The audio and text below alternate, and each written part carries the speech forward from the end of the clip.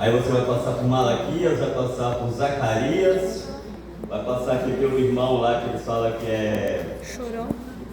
Cadê ele?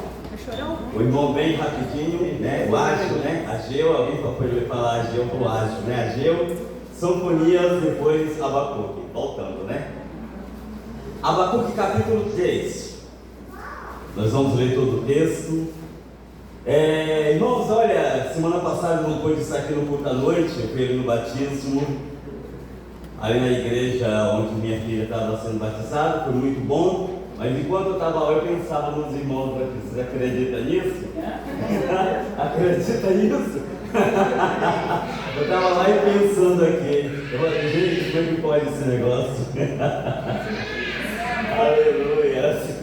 Abacuque capítulo 3, do 1, nós vamos ler até o 19. Eu vou ler, vocês tão somente acompanham. Diz o seguinte: a oração de Abacuque.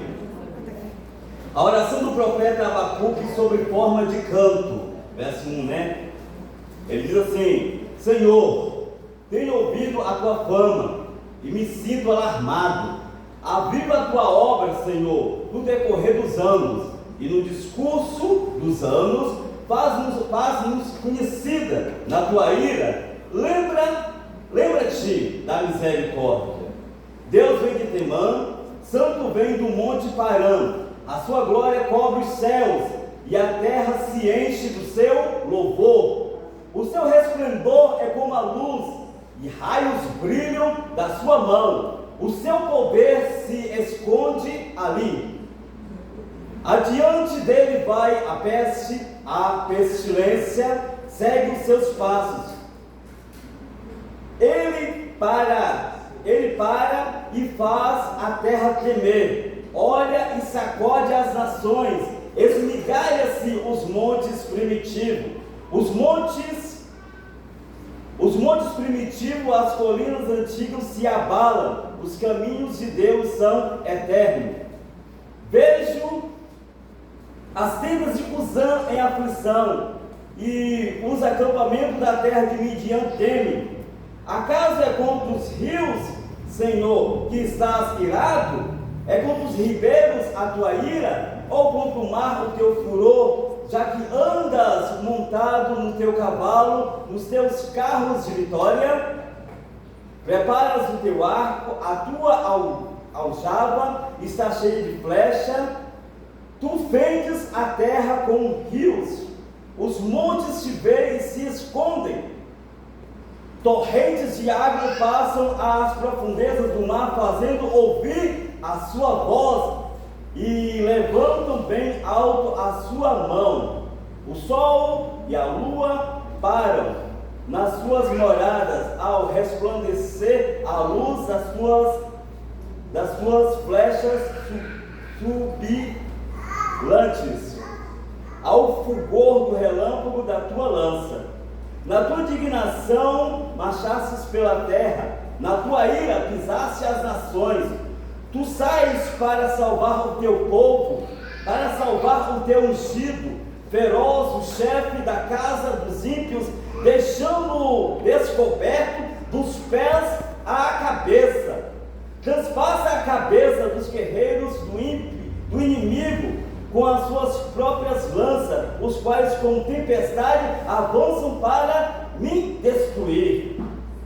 Alegre-se como se estivesse para devorar o pobre em segredo. Marchas com seus cavalos pelo mar, pela massa da grande água. Ouvi isso e o meu íntimo se comoveu. Os meus lábios tremeram ao ouvir a voz. A podridão entrou nos meus ossos, e os meus joelhos vacilaram, pois em silêncio devo esperar o dia da angústia, que virá contra o povo que nos ataca. Ainda que a figueira não floresça, nem haja fruto na videira, ainda que a colheita de oliveira se decepcione, ainda que os campos não produzam mentindo, ainda que as ovelhas despedaçam no aprisco e nos currais não haja mais gado, mesmo assim eu me alegro no Senhor, exulto no Deus a minha salvação. Deus, o Senhor é a minha fortaleza, Ele dá aos meus pés a ligeireza das costas e me faz andar nas minhas alturas. Ponto, né? Ao mestre de canto para o instrumento de cordas. Amém. Amém. Queridos, me sinto muito alegre de estar aqui com os irmãos. E Deus, Ele tem uma palavra para nós. Hoje tivemos a oportunidade de ter a escola bíblica, de ver uma palavra maravilhosa. E Deus, Ele tem essa preocupação de sempre falar com o seu povo. Louvado seja o nome do Senhor. Lendo o texto do profeta Abacuque, você deve se perguntar: quem foi Abacuque? Abacuque, ele foi um dos 12 profetas, considerado um dos profetas menores, porque o seu escrito ele está incluso ali quando eles fizeram ali a divisão dos livros bíblicos. Eles pegaram ali os profetas maiores, Jeremias, Ezequiel, né? E depois eles pegaram ali os profetas que profetizaram menos escritos, chamados profetas menores, e Abacuque ele está ali inserido nesse grupo. O seu nome no hebraico significa abraço, ou aquele que abraça. Alguns historiadores acreditam que ele recebeu esse nome de abraço, Abacuque, que significa abraço, porque ele abraçou a causa. Quando ele viu que Deus estava falando, que tinha uma sentença, que Deus iria agir, que não tinha mais solução para a nação, ele abraçou aquela nação como se fosse o seu próprio filho. Ele fez semelhantemente aquilo que Jesus falou assim, que a galinha ela abraça os seus pintinhos quando vem a tempestade. Talvez seja por isso que ele recebeu esse nome no original, abraço. Louvado seja o nome do Senhor. Quem é o rei da época em que Abacuque profetizou? O rei era Jeoaquim. E quem era Jeoaquim? Era filho de Josias, um dos reis excelentes. Josias foi excelente, mas já os seus filhos Jeoaquim e os outros que ele teve já não andou fazendo os preceitos de Deus. Então foi nesse período que Abacuque profetizou, aproximadamente no ano 605 a.C., no reinado ali de Judá, chamado de Reino do Sul. Foi ali onde Deus designou aquele homem para realizar aquele ministério. Louvado seja o nome do Senhor. Qual é o assunto principal do livro de Abacuque? Quando você lê ele todo, é um livro pequeno, são 3 capítulos, só poucos versículos. O assunto principal é o julgamento de Deus, a sentença de Deus, a mão de Deus, a ira de Deus. Deus está dizendo, eu vou agir. Deus está dizendo, eu vou agir. Não tem mais jeito. Louvado seja o nome do Senhor. Mas enquanto esse profeta, Abacuque, ele profetizava ali no Reino do Sul, outros profetas também usados por Deus, profetizavam ali no Reino do Norte, chamado de profetas contemporâneos. O que são profetas contemporâneos? São profetas que eles tiveram a oportunidade de profetizar no mesmo tempo. Exemplo, o pastor nosso aqui local é contemporâneo com o pastor Tonino, que é contemporâneo com o pastor lá de Vila Velha, porque enquanto eles pregam, ensinam lá, ele prega e ensina que são contemporâneos, na mesma época. Então Abacuque ele foi contemporâneo de Sofonias, Obadias, Ezequiel e Jeremias. Nesse mesmo tempo, Deus havia despertado. Deus não levantou somente o homem, Deus queria falar com a nação, a urgência era grande. Deus já tinha falado para Jeremias, o que você está vendo? Jeremias viu uma panela, não é uma panela de pressão que eu acho que não existia, né? Mas ele viu uma panela fervendo e Deus falou assim, exatamente, você vê bem porque eu velo pela minha palavra. O que Deus estava dizendo para Jeremias? Aquela panela fervendo significava a ira da Babilônia vindo do norte contra a nação de Israel. Louvado seja o nome do Senhor. Então Deus vai usando seus profetas no tempo determinado. Louvado seja o nome do Senhor. Este livro, ele é chamado de livro, tem livro pós-cativeiro e anticativeiro. Esse livro foi um livro que foi dado, uma mensagem que foi dada antes do cativeiro, né, da Babilônia. Era uma exortação que Deus estava dando para o povo, para que o povo não fosse para aquele lugar. E a pergunta seria: por que o povo foi levado cativo para a Babilônia? Vocês sabem muito bem, porque todos conhecem a Bíblia. Por que Israel, em especial o povo de Judá, foi levado cativo para a Babilônia? Porque Deus estava punindo, Deus estava castigando o povo de Judá por causa da desobediência, por causa da rebeldia e por causa da idolatria. Então, aprenda uma coisa: toda ação tem sua reação. Deuteronômio 29 vai dizer que vai falar, acho que é 28 ou 29, vai falar sobre bênçãos e maldição. Aí Deus vai falar o seguinte: se andares na minha presença e se obedecer, vai ser abençoado sua família, sua casa, seu pasto. E se não obedecer, vai ser amaldiçoado sua família, seu pasto, sua casa, tudo vai ser amaldiçoado. Então a nossa vida, ela é uma vida de consequência. O que você faz tem consequência. Louvado seja o nome do Senhor. Israel foi cativo por causa da desobediência. E por que o povo de Deus ficou 70 anos cativo na Babilônia? Por que 70 anos? Por que exatamente 70 anos? Foi 70 anos porque 70 seria o tempo exato estipulado por Deus para que a terra de Israel compensasse os anos sabáticos. Sabe o que é isso, ano sabático? Lá em Levítico capítulo 25, Deus diz o seguinte, assim, que existiria, no caso ali para eles, né, o ano sabático. O que é isso? Deus vai dizer o seguinte: quando entrares na terra prometida, vocês vão trabalhar 6 anos. E no 7º, Senhor, não vai fazer nada, deixa a terra lá. Mas vai dar mato, vai dar bicho, deixa lá, deixa a terra produzir sozinha, no 7º ano. Deixa lá, porque o estrangeiro, as viúvas, as pessoas que, os órfãos, aqueles que não têm família, vão lá e colhem, mas a terra vai descansar. Israel não fez isso. Por que eles não fez? Porque eles acreditavam que se parasse no 7º ano e não trabalhasse a terra, eles iam ficar pobres. Eles não iriam prosperar. E aí foi passando ano, quando chegou aproximadamente 490 anos, veio o castigo que requer 70 anos de ano sabático. Louvado seja Deus. As pessoas acham assim que Deus é brinquedo, que Deus se esquece. Deus não se esquece de nada. Deus, ele é perfeito. Então, por causa da desobediência, por causa de não ter guardado o ano sabático, por não ter deixado ali o 7º ano para a terra descansar, foi acumulando, já viu aquela expressão, bola de neve? Foi indo, quando pensou já era 70 anos. Tiveram que ficar ali na Babilônia 70 anos por causa que não obedeceu, não confiou em Deus.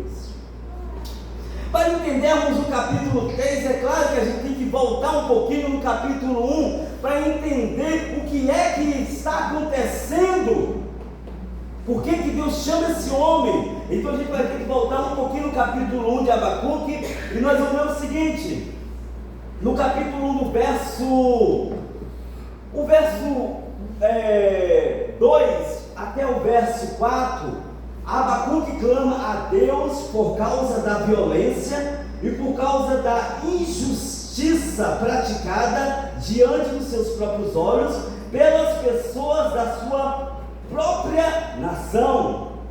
Então, diante disso, Abacuque ele faz 4 perguntas para Deus. Olha o que diz o seguinte, eu vou ler.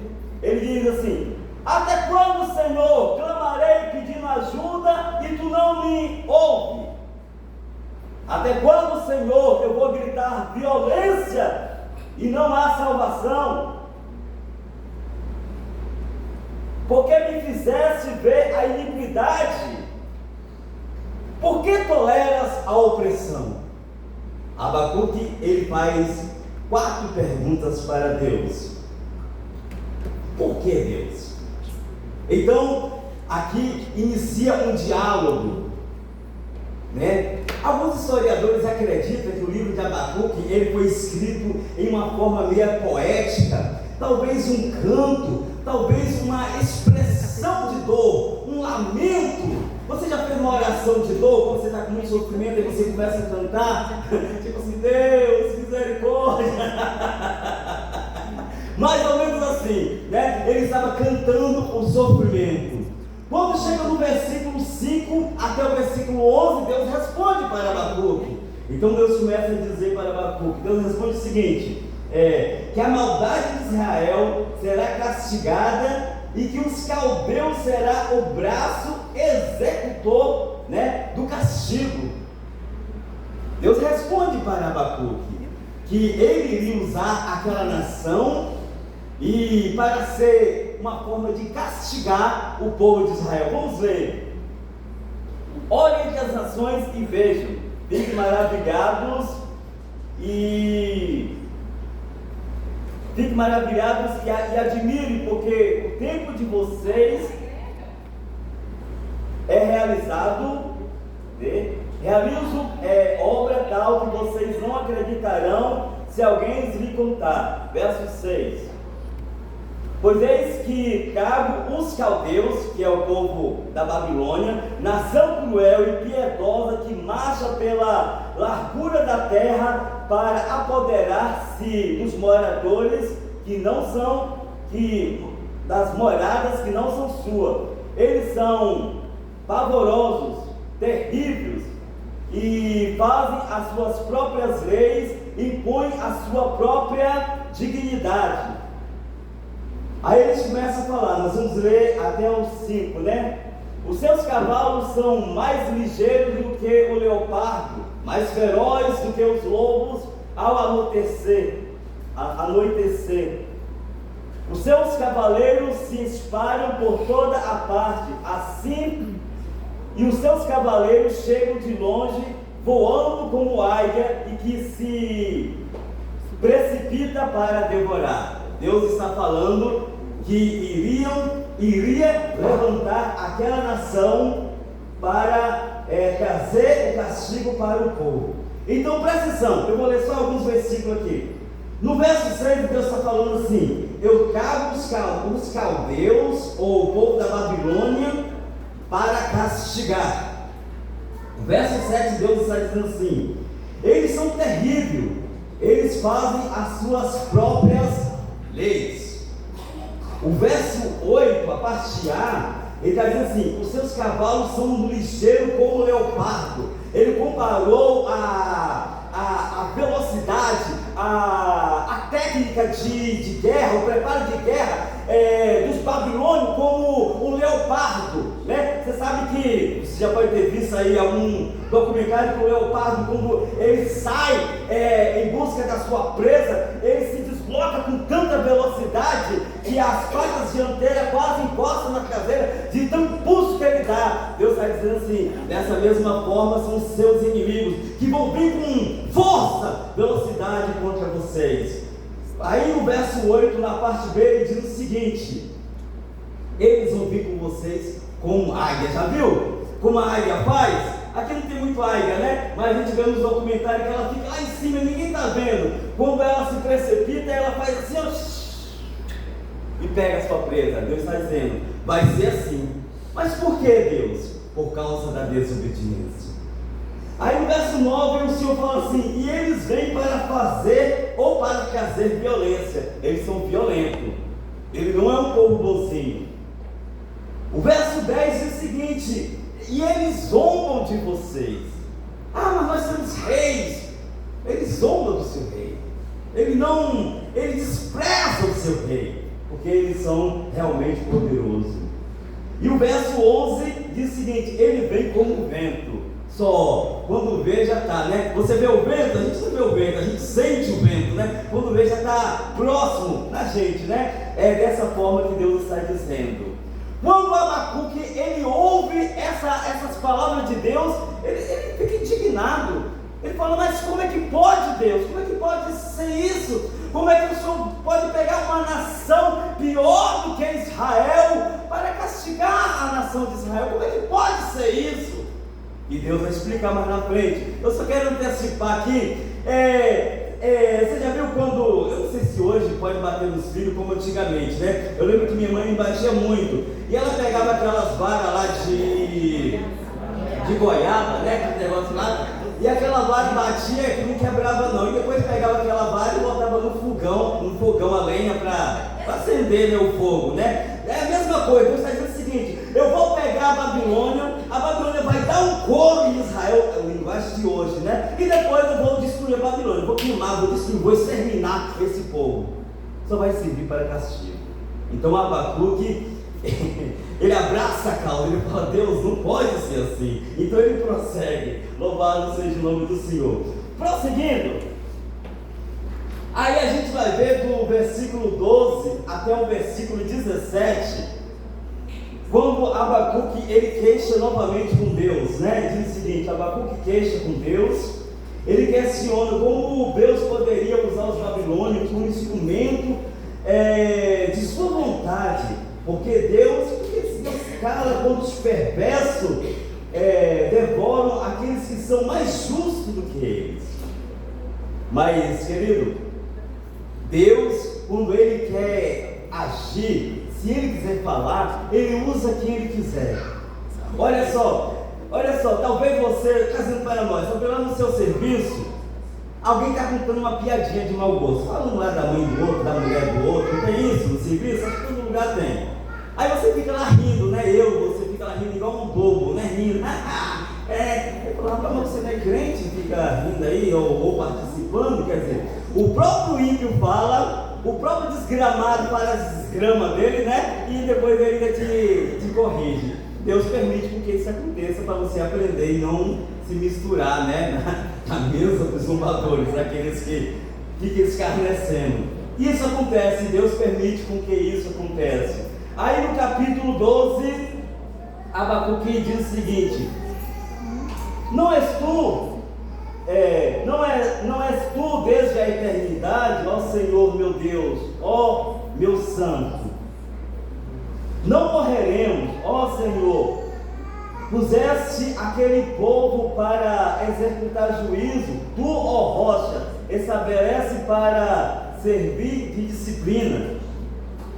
Tu és tão puro de olhos que não pode suportar o mal, nem tolerar a opressão. Por que então toleras os caidores e te cala quando os perversos devoram aqueles que são mais justos do que eles? Abacuque está novamente questionando com Deus. Ele fala: como é que pode, Deus? É como se ele estivesse falando assim: Deus, eu não entendo. E também eu não concordo. É como se ele estivesse dizendo o seguinte: que não pode ser dessa forma. Então prossegue, né? Mas aí nós vamos prosseguir. Quando chega no capítulo 2, depois que ele questiona isso tudo, né? Quando chega no capítulo 2, aí Deus responde novamente, é um diálogo, novamente a Abacuque. De 2 a 5, a resposta de Deus a resposta que Deus dá ao profeta é o seguinte: o justo viverá pela fé. Deus fala o seguinte, no verso 2:1, depois que Abacuque questiona tudo, e ele sabia que Deus ia agir, ele falou assim: agora eu vou subir até a torre, um lugar de vigília, eu vou ficar lá esperando, porque eu sei que Deus vai falar. Aí 2:2 diz o seguinte: o Senhor responde e diz: escreva a visão, torne essa visão bem legível em tábua, para que possa ser lido por todas as pessoas que passar. Mesmo aquele que passar correndo, escreve tão grande que mesmo aquele apressadinho que passar correndo vai poder ler. Porque a visão ainda está para se cumprir no tempo determinado. Ela se apressa para o fim e não falhará. Mesmo que pareça que demora, espere, porque certamente virá, não tardará. Eis que a sua alma está orgulhosa, os babilônios. A sua alma não é reta, mas o justo, aquele que está na presença de Deus, esse vai viver pela fé. E essa é a palavra, uma das palavras mais importantes aqui: o justo viverá pela fé. Mesmo que o povo fosse para a Babilônia como foi, mas mesmo assim, se permanecesse na presença de Deus, iriam ver as maravilhas de Deus. No verso 5 diz o seguinte: assim como o vinho é enganoso, também o arrogante não se contém. O seu apetite é como a sepultura, ele é como a morte, que nunca se farta. Ele ajuntará para si todas as nações e congrega todos os povos. A arrogância da nação da Babilônia, mas o justo, eles iriam viver pela fé. Do versículo 2 ao versículo 20, Deus declara o que vai acontecer com a Babilônia. E Deus declara que essa nação será destruída. E Deus, ele diz o seguinte, ele cita pelo menos 5 ais da ira de Deus. Já viu a expressão? Ai de vós, ai da nação, né? Então Deus fala assim, 7 ais da ira de Deus. Aí começa aqui no versículo 6. Ai daqueles que acumulam riquezas roubadas, oprimindo as pessoas. Olha o que o texto diz, verso 6. Não é o fato de que todo esse povo proferirão contra eles um provérbio, um dito em um tom de zombaria. Eles dirão: ai daquele que acumula o que não é seu. Então Deus está dizendo o seguinte: ai dessa nação, eu vou julgar, vai ter sentença. Isso não vai ficar impune, porque Israel, por mais que seja errado e que precisa ser castigado, mas essa nação vai receber o seu castigo. Aí no verso 9, Deus cita o segundo ai, né? Ele diz o seguinte: aquele que constrói palácios e impérios, que acredita na sua riqueza e que com essa riqueza acredita que está fora do perigo. Verso 9 diz o seguinte: ai daquele que ajunta em sua casa bens mal adquiridos, porque põe o seu ninho num lugar bem alto, a fim de se livrar das garras do mal. Assim era a Babilônia, né? Eles acreditavam por ser uma nação tão poderosa, o mal não iria chegar a eles, mas nós sabemos pela história que chegou.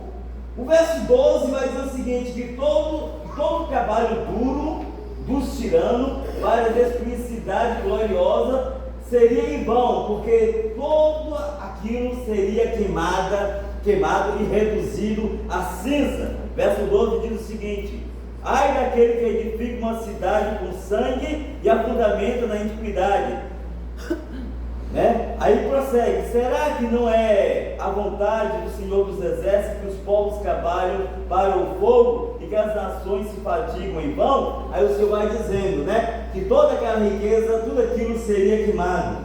Aí no verso 15, o Senhor ainda diz que a Babilônia forçou que os outros bebessem o cálice da sua fúria, e agora seria forçado a beber o cálice da ira de Deus. Verso 15 diz o seguinte: ai daquele que dá a seu companheiro vinho misturado com furor e que o embebeda, para que contempla a sua nudez.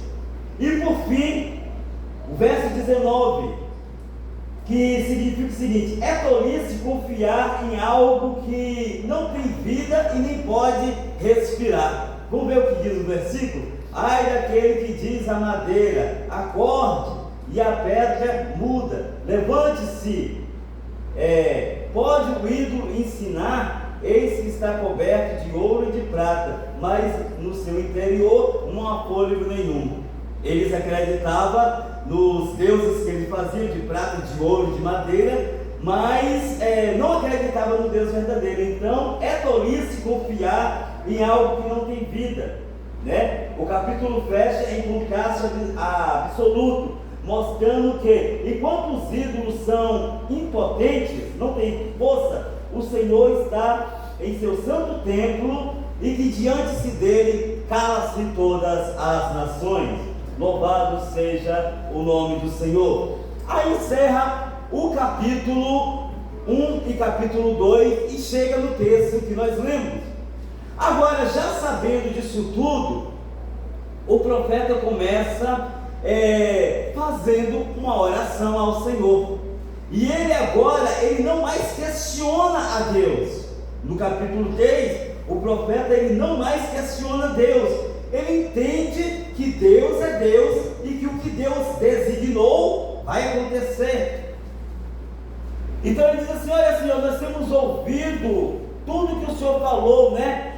Aviva a tua obra, Senhor, e no decorrer dos anos, no período desse tempo, e na tua ira, lembra-te da tua misericórdia.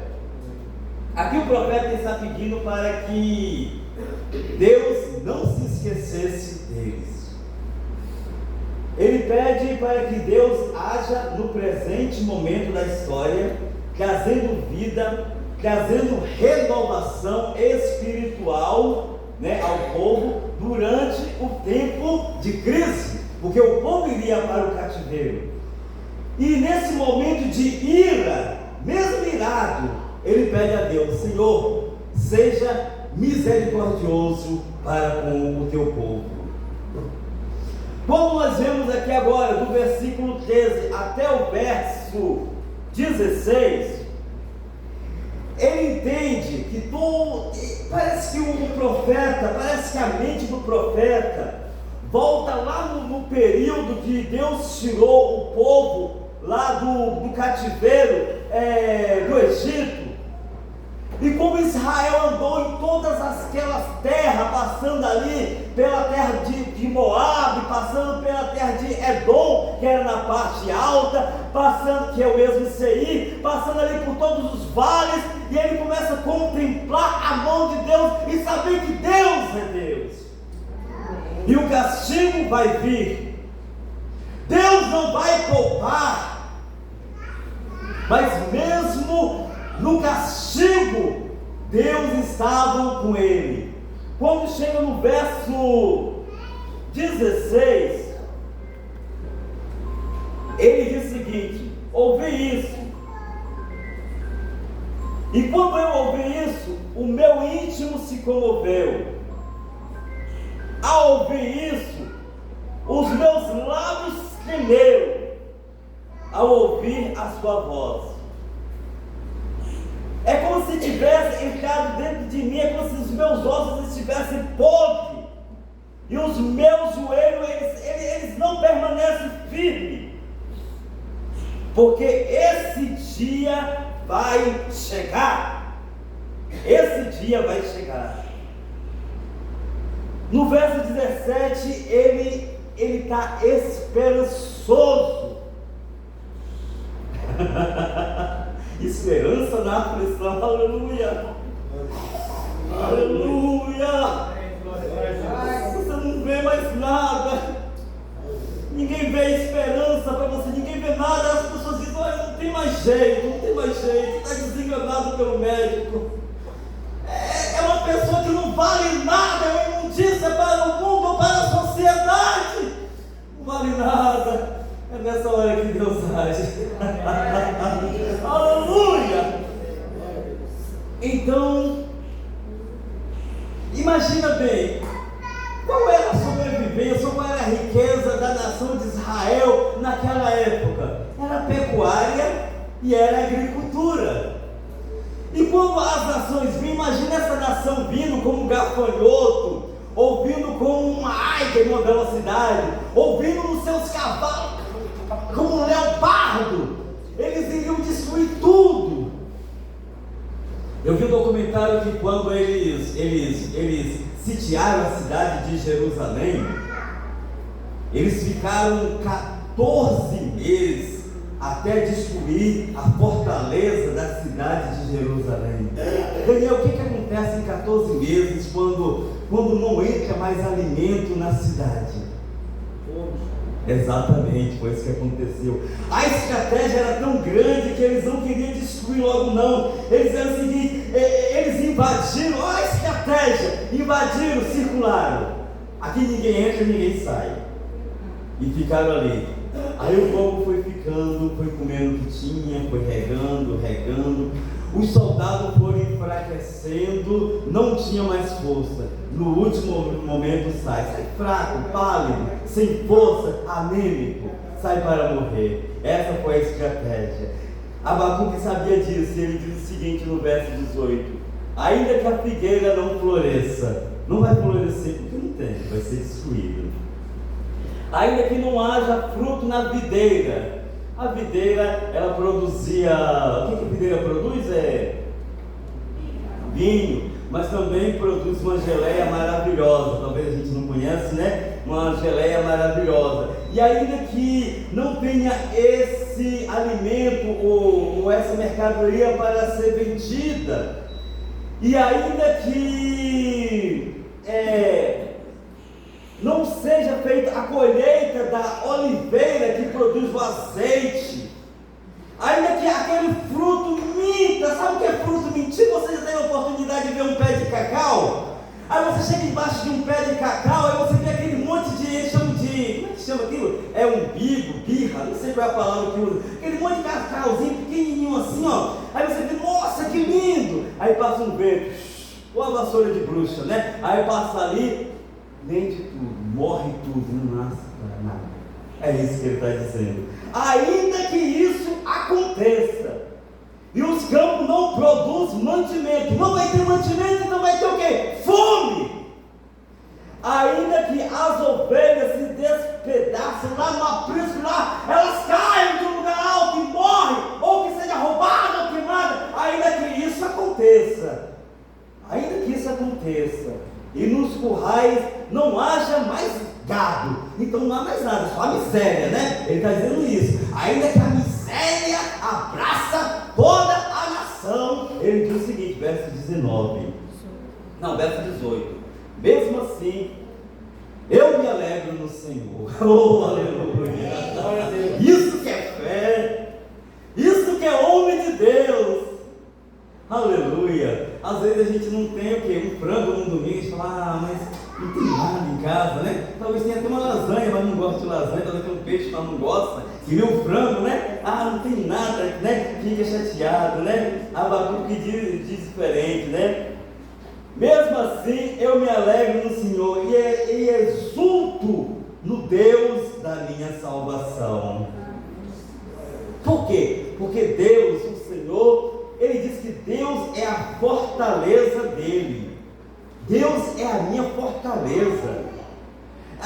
Abacuque parece que a mente dele vai lá na cidade fortificada, né? E ele vê aquela grande muralha, fortaleza, e está dizendo assim: Deus para mim é a fortaleza. Isso tudo pode acontecer, ou vai acontecer, mas Deus é a minha fortaleza. Louvado seja o nome do Senhor.